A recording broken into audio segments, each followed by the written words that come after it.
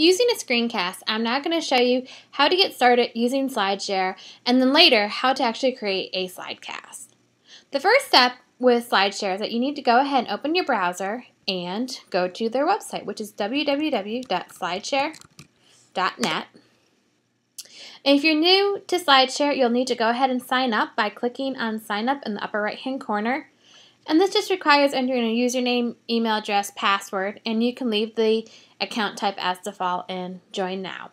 But since I already have an account, I'm going to log in and I'm going to enter my username as well as my password. And I'm logged in now. You can see that I currently have one presentation already uploaded. I'm going to pretend like that one's not there, and I'm going to upload a new presentation. And to do that, I'm going to click on the Upload button at the top center of my screen, which is gray. And I'm going to do just what it's telling me to do, browse and select files.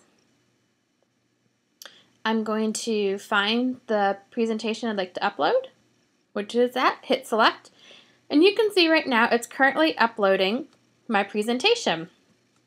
While it's uploading, I can add and edit some of the information that's associated with my presentation, such as the title, any tags I want to associate with it, and the description. I'm just going to go ahead and I'm going to change my title a little bit, and I'm going to call it Learning About Slideshare. And then adding tags is a great way to add identifiers to your presentation, and this is really helpful if you, especially if you have your presentation open to the public.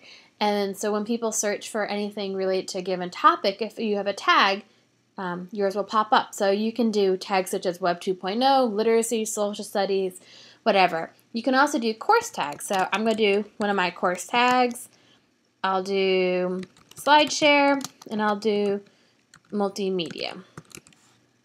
I'm going to file this under the education category. And you can see that the blue box is checked, which will allow for people to download my presentation, which is especially helpful for students if you're going to use this in an educational setting. And then if you want, you can add descriptions, and I'm just going to put learning more about Slideshare. And I'm going to go ahead. Oh, before I save it, I'm going to change my privacy settings to private where only I can see, and then this allows me to control who else has access. So now I'm going to save my changes. My presentation has since been uploaded, but now it's being converted. And so while my presentation is being converted, I'm just going to scroll down and point out the different formats that Slideshare supports for both presentations and documents.